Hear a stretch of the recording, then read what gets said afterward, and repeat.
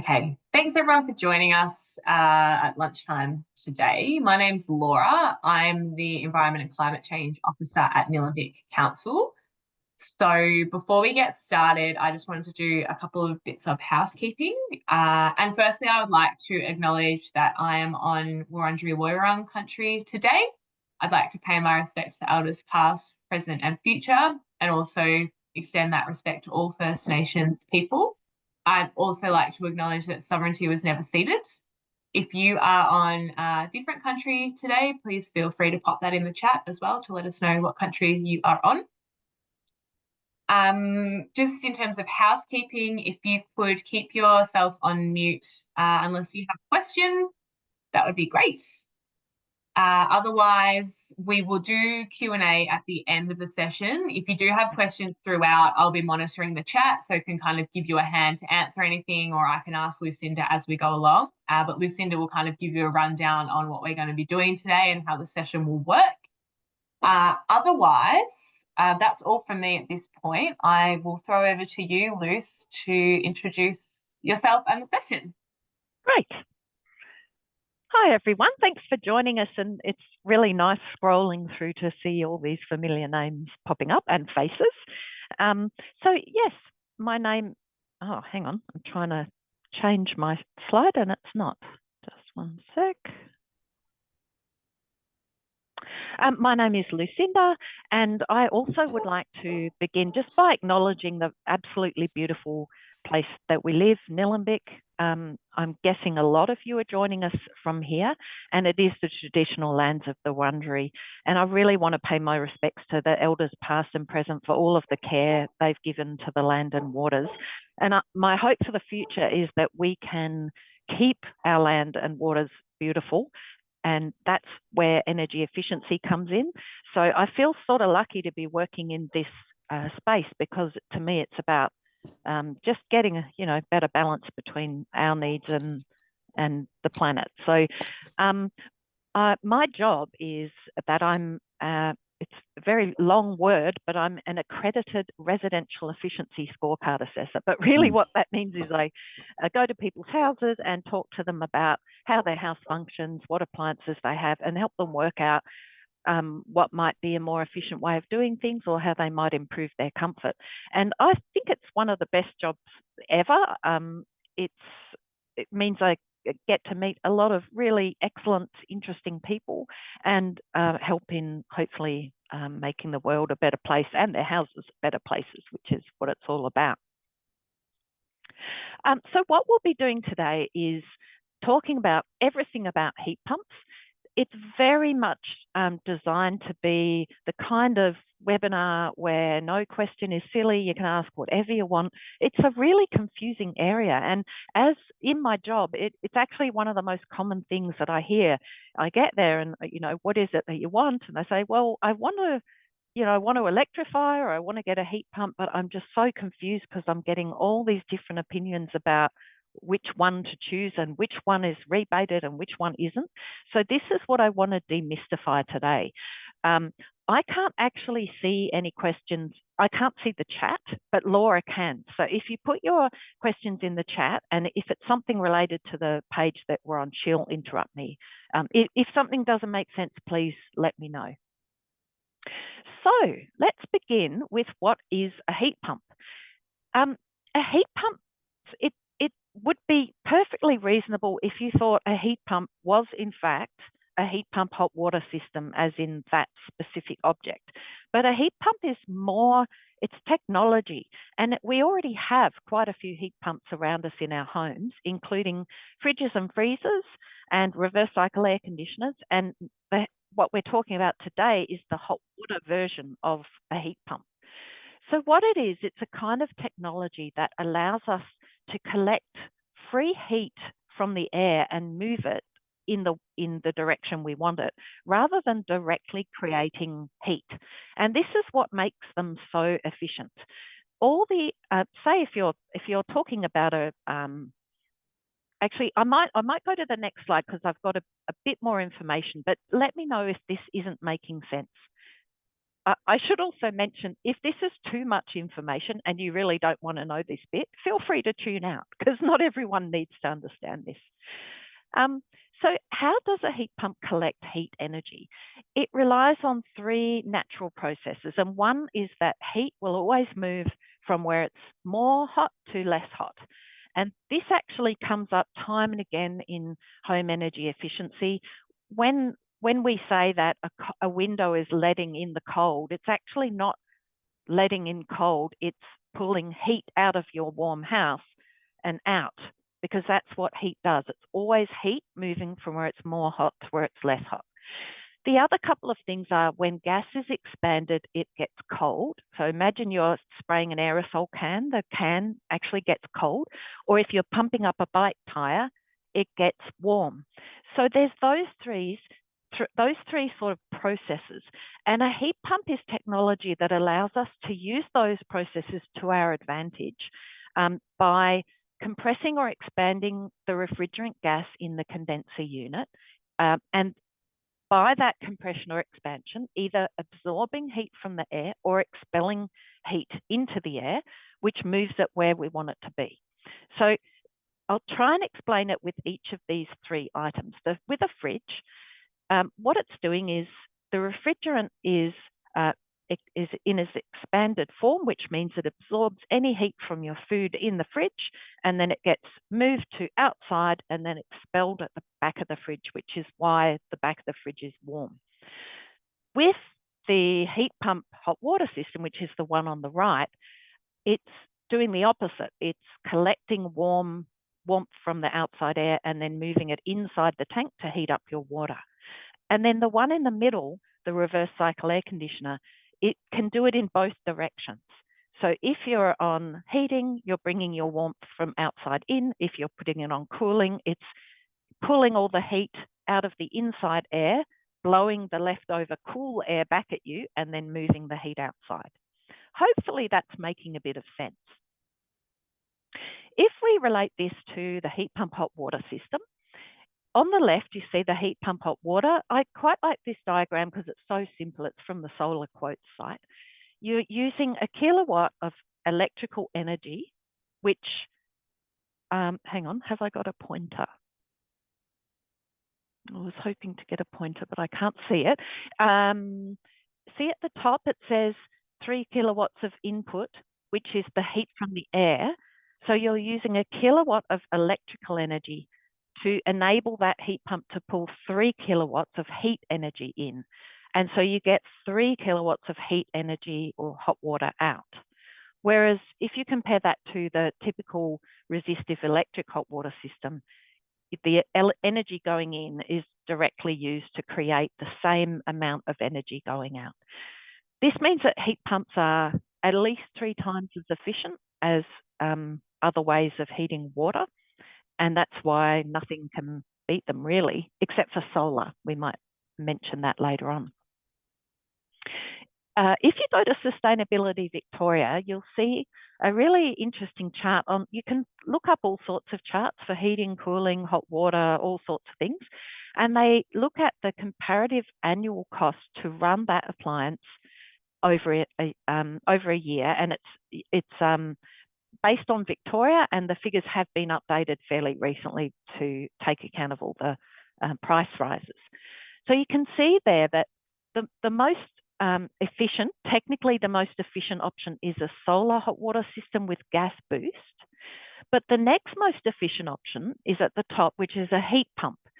And this isn't taking into account that most of us, if we have solar energy, are heating our heat pump directly during solar generation time. So if you took that into account, it would actually be a lot cheaper because you're often not paying anything. So there's many things. This is where we get into how to actually choose the difference. And I should preface this by saying I'm going to cover a lot of things, and there's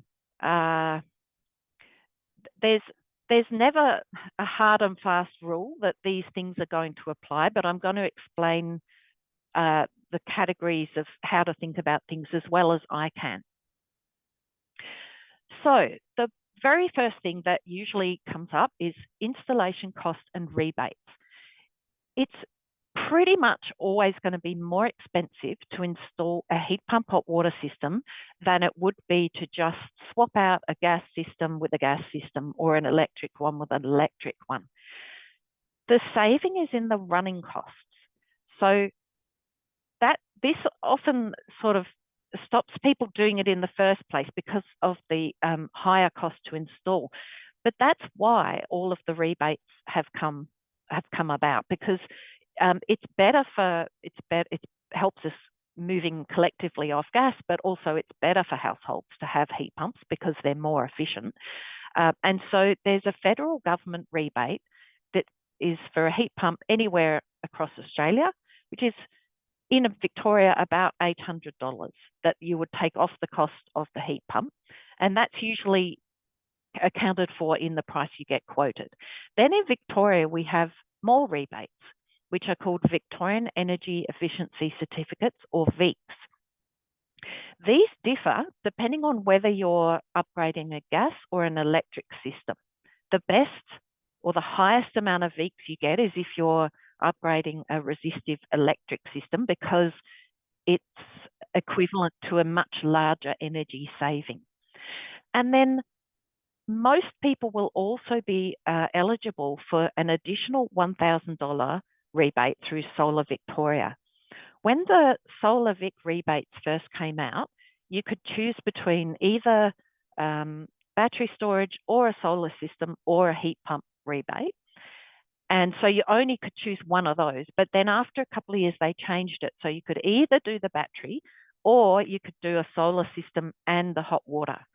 So if you haven't got that yet and you've got a solar system, for example, chances are you're eligible for an additional $1,000. Once you take all of those rebates into account, in Victoria, most energy assessors, like who do the job I do, would group the heat pumps we get offered into three rough categories. The first is the low cost, which is the ones that are advertised as either free or anything up to $1,500. They're often under $1,000 though. Then there's medium costs, which are anything from $2,500 to $3,500 probably. And then there's the high cost ones, which are $4,000 out of pocket and up. So these are the out of pocket costs.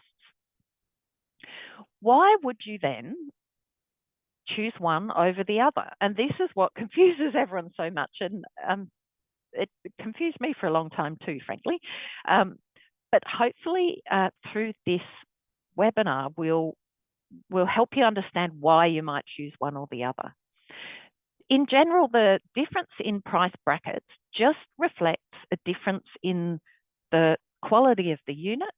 So often the people that advertise the really low cost ones will advertise it in a way that makes it appear as if they are the ones that are rebated, when in fact the same exact rebates relate to the low cost, medium cost and high cost. So all of those will get the exact same rebates on them. It's just that the medium and the high cost ones were more expensive units to begin with, because of better quality.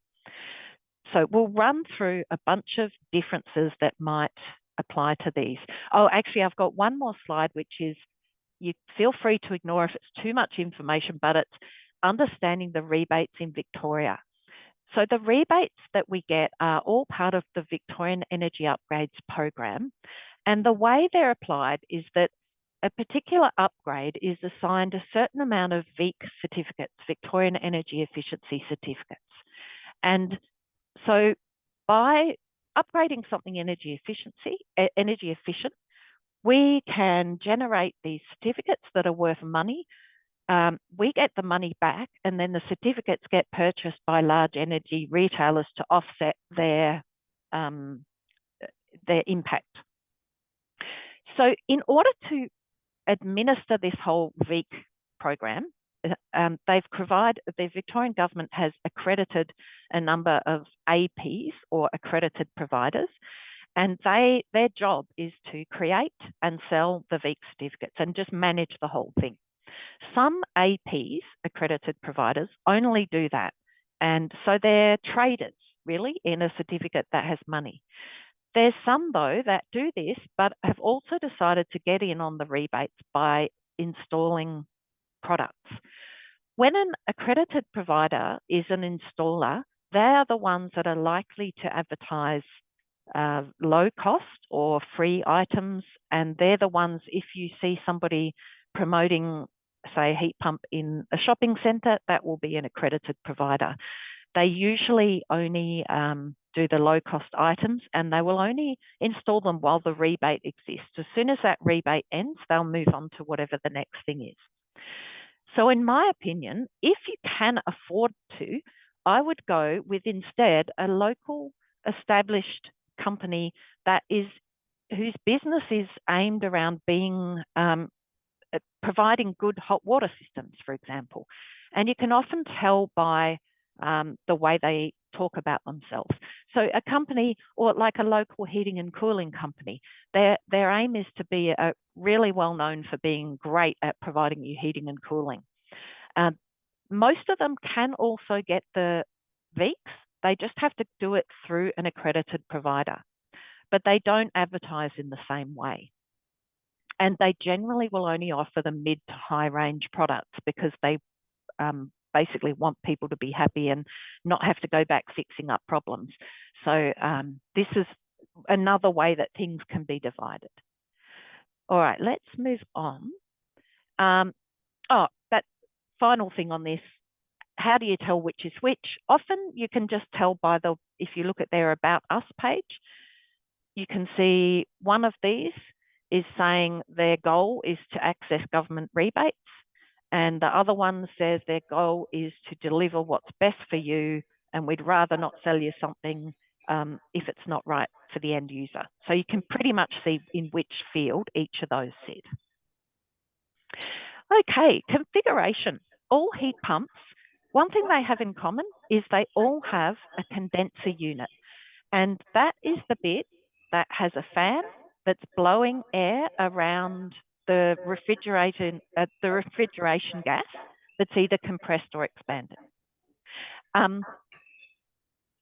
So the difference is that this can be joined all in one system. That's the one on the right-hand side, and that's called an integrated model, or it can be a separate system, which is called a split system. If we're just speaking in generalizations, the all-in-one systems, well, they clearly have a smaller footprint. So if you have only a specific spot you can install a heat pump, then you might go for that. They're a little bit less efficient purely because the condenser on the top of it is a bit smaller than the one on the split system. They're a little bit cheaper to install just because there's only one thing instead of two, and a little bit noisier. So the more expensive models, the high cost range ones, tend to be split systems, which are a bit more efficient, a bit quieter. Really, I think either is fine. One reason why you might decide to get a split system is in a situation where, for example, you want to put the tank. Sometimes people have hot water tanks inside their home, and if they want to upgrade to a heat pump, they can't have the condenser inside, it must be outside. So you could then put the tank inside, but the condenser on the roof or on the wall outside, and that would get around that problem. But for most other people, the integrated system it just fits exactly where your gas storage hot water system went, and yeah, it's easy. Noise level. The noise level is for each heat pump hot water system is declared, and it's shown as decibels. Usually they range anywhere between sort of 35 and 52 or 3. Basically, the quietest units are the highest cost, and the loudest units are the lowest cost. But this might not matter to you at all. If you're running your heat pump during the day, or if you've got plenty of space to install it and you can put it away somewhere where nobody's going to hear it, then the noise level isn't really going to matter. But if you're if your installation locations are a little bit limited and you actually need to put it somewhere that you might notice, that's where you've got to really take in careful consideration of the noise level. Also, some people are just more sensitive to it than others. One thing that I think you should always make sure you get, no matter what, whether you go low, medium, high quality cost range, is a timer. Because, well, for those of us who have solar panels, the timer means you can set your heat pump to heat water when you're generating solar electricity. And if you can do that between, say, 11 and 4 in the day, then you're pretty much getting free hot water. Even if you don't have solar energy, you can still get low rates. In fact, in South Australia, and this will happen here soon, there's a lot of retailers that offer free energy in their peak solar generation times, like between 11 and 2, because there's just so much rooftop solar in South Australia. They're trying to get rid of it out of the system. So this is probably going to be the case here after not many more years. And this way, if you have a timer, you can just time it to use the energy when you want it to use it, and optimize how cheap your hot water is. Comparative efficiency. This is a really tricky one, and I've been reading a few different opinions about this. The way that most people will compare the efficiency of different heat pumps is by looking at the COP, or the coefficient of performance. What that is it's a measure of how much heat energy you get out for the energy you put in. If you think back to that picture I showed you of the heat pump, where we've got 1 kilowatt of energy going in and 3 kilowatts of heat energy going out, if that were the case, that would have a coefficient of performance of 3. And heat pumps are usually anywhere between 3 and 4. A good one will be 4, probably. The problem with the coefficient of performance is that each manufacturer is able to just declare this themselves, and there's no regulation about what operating temperature that system was tested at. So the hotter the temperature, the more efficiently that heat pump will work. And so you might have a system that says it's got a coefficient of performance of 5.5, but that may have been tested at 30 degrees, which is not the same as if it got tested at 10 degrees. So although this is the most common way to compare them, it's not necessarily very reliable. Another way is to look at how many STCs are awarded, and that's the federal government small-scale technology certificates. They're measured in standard test conditions, so they are the same. But the thing is that when you look at the STCs in Victoria, most units get pretty much the same amount anyway, so there's not all that much difference. And other people will say there's so many other factors that affect the performance of a model that that they're almost more important, like where they're being installed. Are they being installed well? Are they being installed where there's good airflow for the condenser to draw as much heat out of the air as possible? So if you have a bad installation, your comparative efficiency is going to be worse than if it's good. So I know that's not a really clear outline of which one is more efficient, mainly because I don't think it's that easy to figure that out. They're mainly all reasonably similar. Another difference is the refrigerant gas used. In the chart at the left, I've highlighted the 3 most common refrigerant gases that are used in heat pump hot water systems in Australia. And they all have a different global warming potential, which is just if that gas is released into the environment, how much damage will it do? The best environmental gas would be CO2, which is the bottom one. It's has an identical global warming potential as, it's CO2, so it's the same. The thing is that although there are differences in the global warming potential, this is only one of the factors. There's also performance differences and cost differences. Because you might otherwise think, well, why doesn't everyone just use CO2 as the refrigerant if it's the best? It's because it's more expensive and it needs better quality machinery basically to make it work, because look, this is getting even too technical for me, but it operates better at different compressions. So you might need to compress it more in order to get the same effect. And this is why people use different kinds of refrigerants.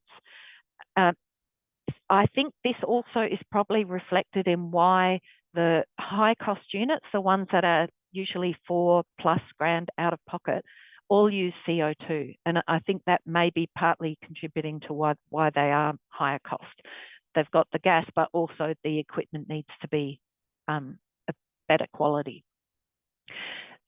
The R290, the propane, is what's in many of the mid-range units, and it's pretty good, global warming potential of 3. The other one is R134, which is very common and generally in the lower cost or the lower price range units. It's technically, it will be phased out at some point, not as quickly as other refrigerants, but as far as I can tell, there's no actual date being given to phase it out. But depending on how much this matters to you, you may choose one or the other.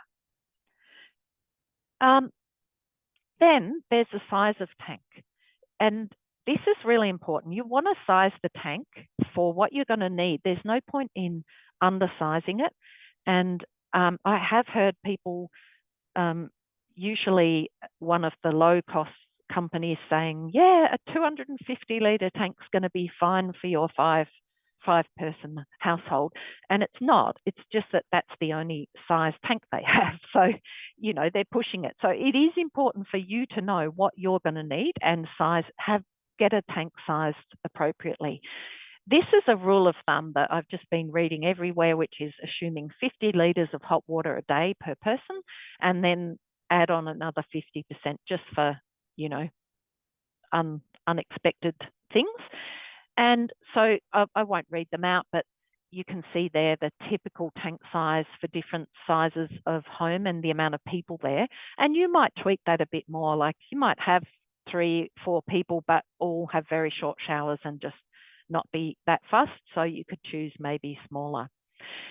One thing to keep in mind though, is that often running out of hot water is quite impacted by your shower head.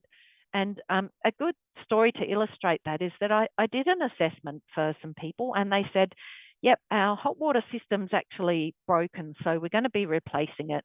And I said, what's wrong? And they said, well, one of us can have a shower for 10 minutes and all the water's gone. And then we've got no hot water.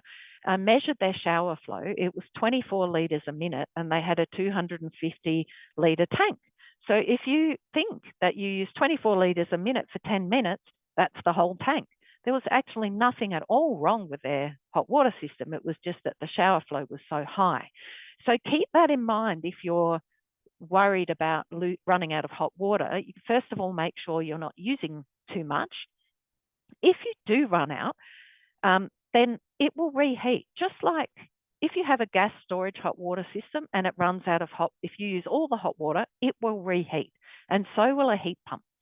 The only exception is if you've timed it to only heat at certain times of the day, say between 11 and 2, and then you use all the hot water in one burst at 3 o'clock, it won't reheat then until the next day. But you can avoid that by you can decide whether you're going to do that or just not have the timer on, or have the timer on for a couple of times. All right, warranties and installers. In Victoria, we haven't actually had any minimum warranties required for heat pumps. under the rebate scheme, which is a bit of a problem because some of the initial ones that were being installed had a 1-year warranty, which means you use all your rebates, and then if it breaks after a year, you've got no hot water system and no rebates. As of February the 1st next year, they're going to require 5 years for the compressor, which is good. And even now, that would be a minimum that you should look for, 5 or 6 years for the compressor and 10 for the tank. And some will give much higher than that. Reclaim, for example, which is one of the higher cost ones, has 10 years parts and labour. So that's another thing that you're paying for if you choose that option. With the company or installer, just get someone who is established, that has a good reputation that they're going to try and protect. Ideally, someone who's been doing hot water systems before the rebates came and will be doing them after, because that way if something happens, you can still call on them. You also need to make sure they're qualified and experienced in installing heat pumps. So if you happen to have someone who says, oh, I've never done one before, but I'll give it a shot, it might not be the best way to go because they are different technology, and you need to make sure they're installed well because it'll affect how well they work and how many issues you might have. And also just make sure they can apply for the rebates for you, which most can. Just a note on that, if they can't, say if you've got a local one-person plumber, just a solo person company who you want to install it for you but can't do the rebates, technically you can apply for them yourself, but there are lots of evidence requirements you need. So make sure you contact one of the APs, accredited providers, to get all of the details of about what you're going to need to prove the installation to then get the rebate. You want to do that before doing anything because they need pictures of the model you had and all sorts of other evidence. All right, another final thing is the people worry about having to upgrade their meter box and switchboard. And this is a more generalized concern when people are electrifying their homes. Chances are, if you've had any recent work done, you probably won't have to do much to your meter box. But if it's an old meter box, or if you have, say, ceramic fuses still, or it just hasn't been upgraded recently, or the switchboard is full, then you're going to need something done. It's worth getting someone to come in and check. Well, the heat pump people can check that beforehand. In fact, what I always say is if you're planning on electrifying your whole house, it can be really worth going with a company that does all the aspects of electrification, including solar and electric car chargers and heating and cooling and hot water, because the first thing they'll generally do is look at your meter box, find out what your long-term goals are, and then set up your meter box to be able to accommodate all of those changes over the years.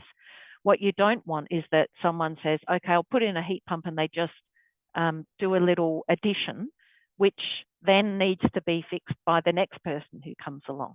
So if you have got a long-term plan, just get your meter box set up to suit that right from the start.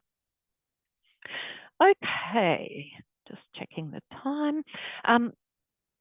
Other reasons why heat pump hot water systems can often be the best choice. One very simple one is they're an efficient electric alternative to gas.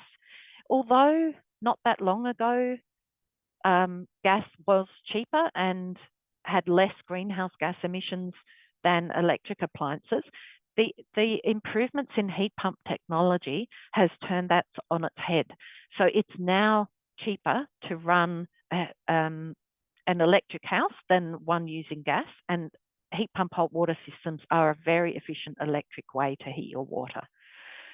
We can also, as I mentioned before, generate our own electricity often with rooftop solar. Even if you can't, you still can benefit from other people doing that and the lower rates in the middle of the day.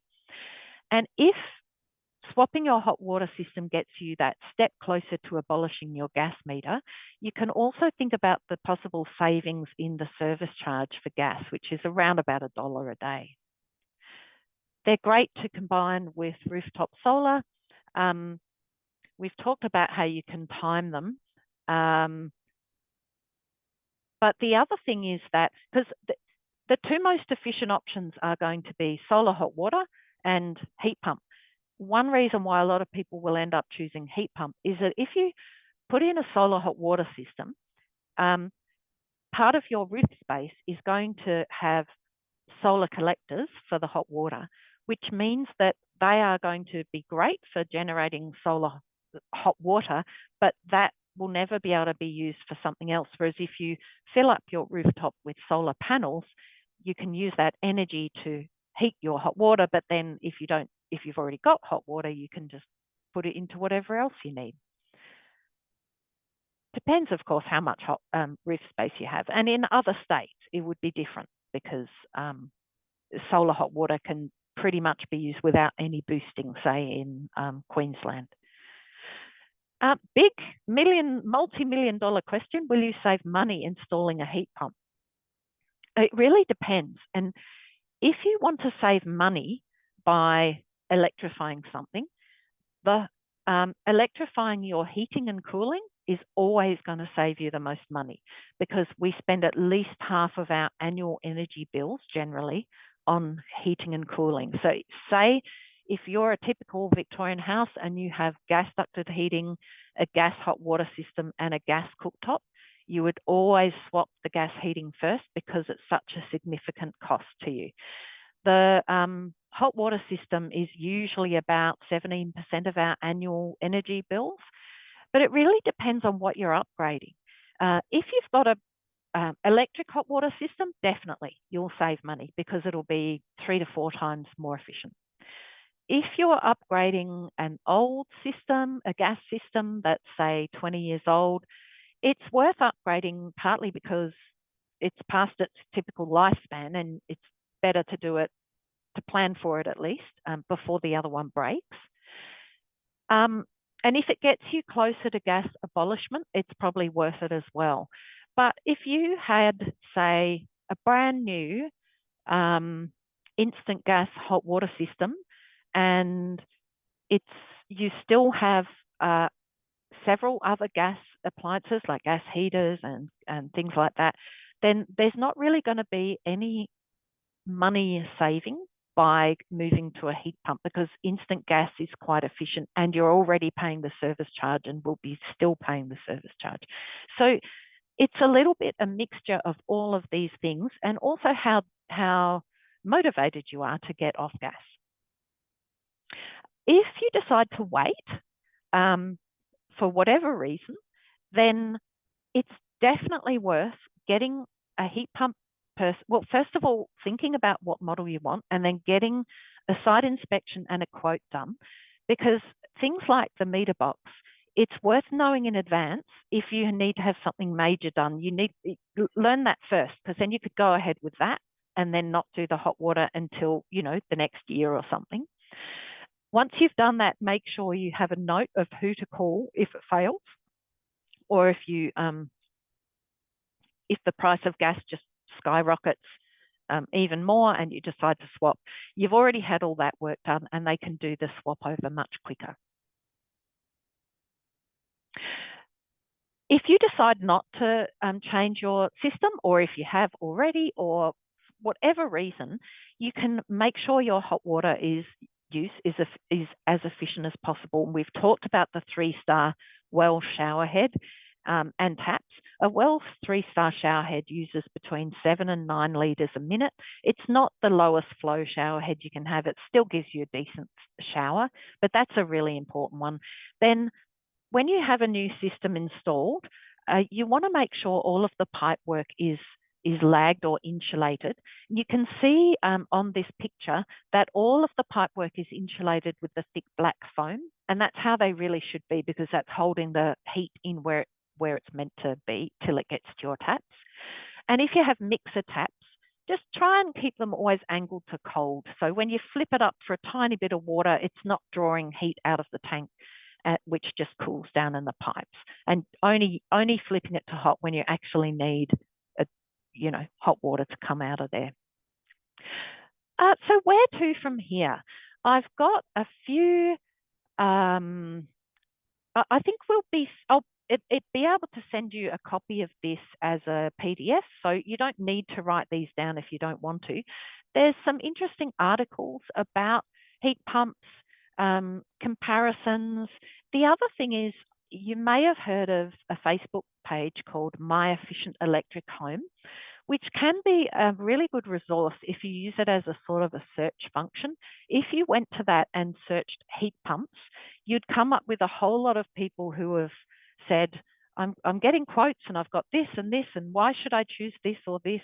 And everyone's opinions about it. Sometimes it's a little overwhelming, but it's a good way to get your head around heat pumps. And then for quotes and installers, that we do actually have a really good local installer that have a great reputation. That's Green Edge Technology, Josh and Ben. They're based in Diamond Creek. And I've heard lots of good things about them. I've also heard lots of good things about Melbourne heat pumps. And that their About Us page was one of those two images that I showed earlier, where it said that what they care about is getting a good system for you. And I've also heard people on My Efficient Electric Home say they've done a really great job. And there's another option, which is the Heat Pump Compare site, where you can put in your needs and you'll get 3 different heat pump quotes. And the guy that runs that is, he's pretty switched on. They've got some good articles and reviews on different sites, different systems as well. So that might help. Now, I'm just ready for questions. So I'm going to stop sharing, and if I can work out, I'll work out how. And then if you have any questions, you can let me know. There are some from earlier as well, okay. Lucinda, so I can get the earlier ones that you haven't answered yet. Absolutely. Some you've kind of answered along the way too. Yeah. So there's just one here around, do heat pumps need to be undercover? No, they are designed to be outdoors. So no, they wouldn't be. I mean, with any appliance, if it's right in the blazing sun, it's going to, the insulation on the pipes is going to deteriorate quicker. But no, they don't particularly need to be undercover. What they do need is lots of air space around the condenser. You don't want to put a heat pump here and have a tall fence here, because you need the airflow to be able to get as much heat out of the air as you can, and otherwise it's going to be stifled. Cool, thank you. This one is just a comment from somebody saying that they got their split system through the government scheme but can't see where you can set it to run. So do all of the systems have an option to do the settings? A timer? No, they don't. The lower price range ones sometimes don't, but the mid or higher ones should. Okay, so potentially maybe this is just a lower end one and it doesn't have the timer on it. It could be. It would be worth calling the manufacturer to find out, because sometimes they are hidden behind little panels on the side of the heat pump. Really, when it was installed, generally they would set up the timing function for you. But again, it depends on the quality of who did it. Cool, thank you. Yeah. Somebody just asked about the noise. Is it constant or intermittent? No, so it's only when it's running. If you think of a reverse cycle air conditioner, it's exactly the same thing. So if you've got it on, you will hear it. In this case, say you set it to heat between 11 a.m. and 2 p.m., you'll hear it running in that time, but otherwise it won't be. So you won't hear anything at night. So that's another thing, is if you want it to be running at night, for example, for off-peak energy, you might take more notice of the noise level than if you were going to run it during the day, especially if it's near potentially near somebody's room. And generally for that reason, you won't put it near somebody's room. Yes, we have an air conditioner, a neighbouring air conditioner that's on the roof, and we hear it all night. Yeah, that's frustrating. So it's good to think about that stuff. Mm. Okay, there's one here that's any R134 units being sold in Victoria? Any, the refrigerant? The refrigerants, yeah. Are they being sold in Victoria? Yes, definitely. Yep. Then they've said, is there a limit on the GWP on systems eligible for rebates? That is a really good question. And I don't know the answer. All I know is that the 3 refrigerants that I mentioned are the most common for Victorian heat pump hot water systems. Mm-hmm. Yeah. Okay. Yep. Cool. And then there's a comment here, which I think you've kind of answered, but I just want to mention that this person has said that most of the time I only need hot water for one, but occasionally anything from 2 to 5 people. Yeah. I'm thinking that maybe my current instantaneous gas is the most practical. And what do you think of that? And I guess you kind of answered that question around. Yeah. I don't suppose whoever that is would like to what's the word? Unmute. Yeah, you don't have to. So yeah. Here I am. Oh, hello, Rosemary. So Okay. generally, I would say so is that one of your last gas appliances? Yes. Well, I've got cooking still, but I don't use, like, I've also got an induction, so I don't use it at all. So really, your gas use would be tiny because instant gas hot water systems are very efficient still. So it's more about if switching to a heat pump would allow you to abolish your gas supply, then you would be saving probably 360, sometimes more dollars a year just by not having the gas supply, as opposed to saving money on producing hot water. Does that make sense? It won't be a direct saving from producing it with a heat pump than gas. But yeah, if it gets you closer to abolishing, that might be an idea. Great, thank you. Yep. Cool. So there's a couple more in here, but people feel free to kind of add anything else because we've still got 10 minutes or so. But is there a date that the rebates are expected to end? No, not that I know of. No, I think they'll be around for ages. They just occasionally tweak things. Like, for example, they've recently said they're going to introduce the 5-year warranty minimum. And they're also introducing a co-payment, because one of the big problems with the rebate system is that people can install free units, which obviously gets people in because they're free, but they are less likely to complain, I think, if they have no financial, what's the word? They're not losing anything if there's problems, and they feel like they can't complain because they didn't pay anything for it. So they're introducing a minimum. Yeah, cool. And then there's one more. Is there a limit to how cold the ambient temperature can be to heat water sufficiently? E.g., if the outside temperature is less than 5 degrees, will we be able to heat the water to 55 degrees? Yeah, that's a really good question. And this is where it's not so much, well, I suppose it is related to efficiency. Different units can heat to a different lower temperature. So some may only be able to heat water efficiently at up to -2 degrees, whereas some of those high-end units, the Reclaim, for example, could heat water to -10 and still do it efficiently. So if you live in a place where it's frequently below 0, it's worth considering getting one that's more efficient in that way. And just keeping in mind that they're always more efficient the higher the ambient temperature is. So if you're heating at 10 degrees or heating at 25 degrees, it'll be more efficient when it's heating at 25. Hope that answers that okay. That's all that's in the chat, but did anyone else have questions that they just want to ask, or you can add into the chat as well? Oh, I can see one here from Jen. Our current gas storage system is housed outdoors in a cupboard. Would a heat pump be suitable outdoors? Right, so yeah, they actually have to be outside. At least the condenser has to be outside. So, but you could put the storage tank in the cupboard and the condenser could be outside. So that way you'd use up that same space.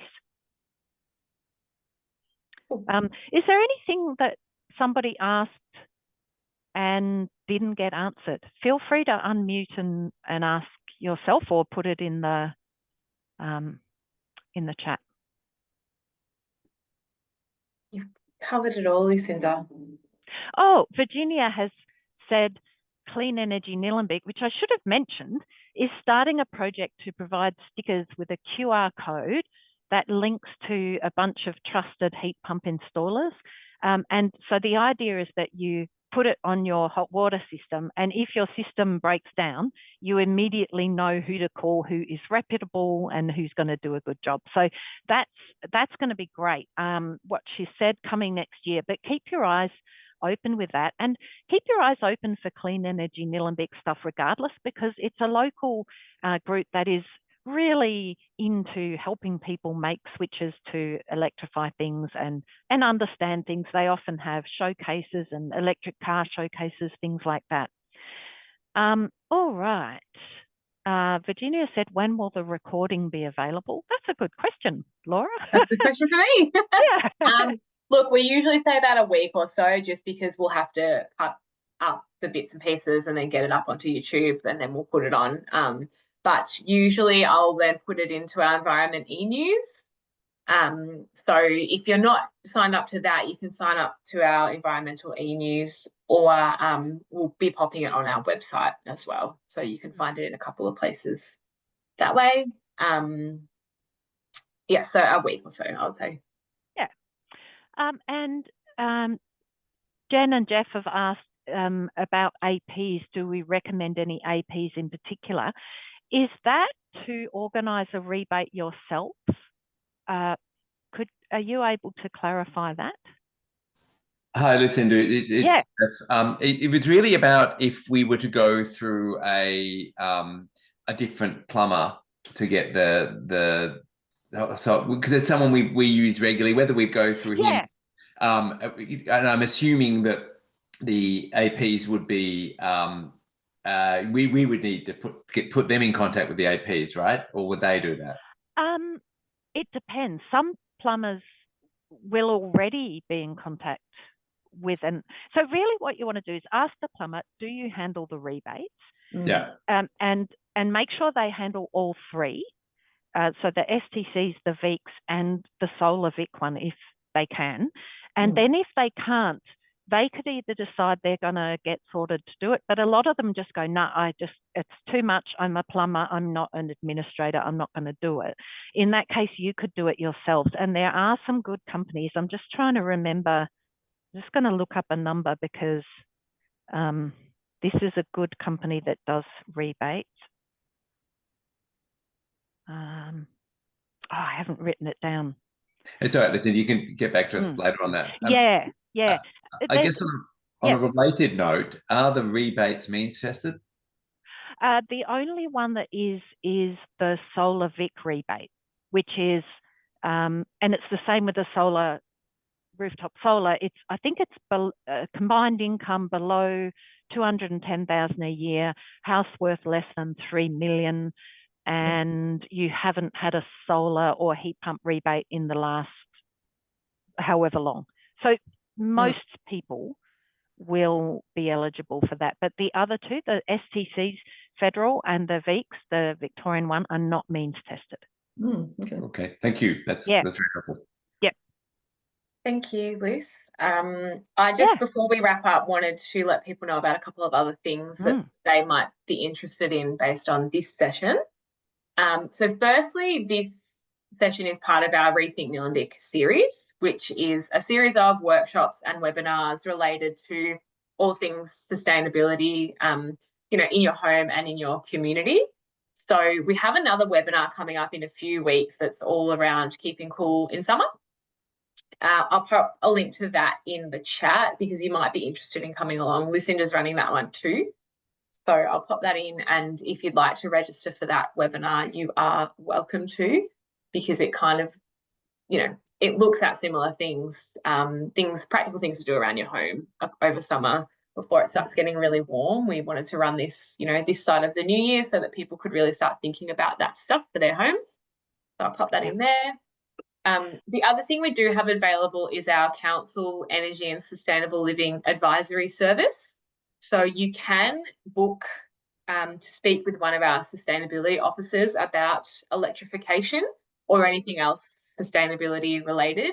And I'll pop a link to that in the chat as well, just if you kind of want to have a further chat about some of the stuff we've talked about today. We do have that service at council too.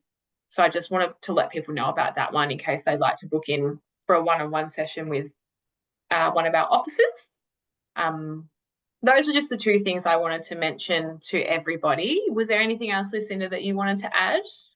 Probably just that next year there's a whole electrification program, and we'll be doing a series of 1-hour webinars just like this, but on specific areas of home efficiency. So, for example, we'll be doing one like this, but on reverse cycle air conditioners, and another on windows and everything you can do to your windows, another on draft proofing. So if you want to do some deep dives into those kind of things, that will be a good opportunity for that. And the only other thing is REthink is, the REthink program is for you. So if you have a topic that is related to getting off gas or getting, you know, anything really about making our community and our climate better, let us know, because maybe it's something we can run if there's a bit of interest. Yeah, thank you. Thanks, everybody. If you have any other questions, feel free to reach out and email us too, because you have our contact details. So thank you. Yeah, thank you. Thanks, Lucinda. Thanks, Lucinda. Yeah, you're welcome. Bye.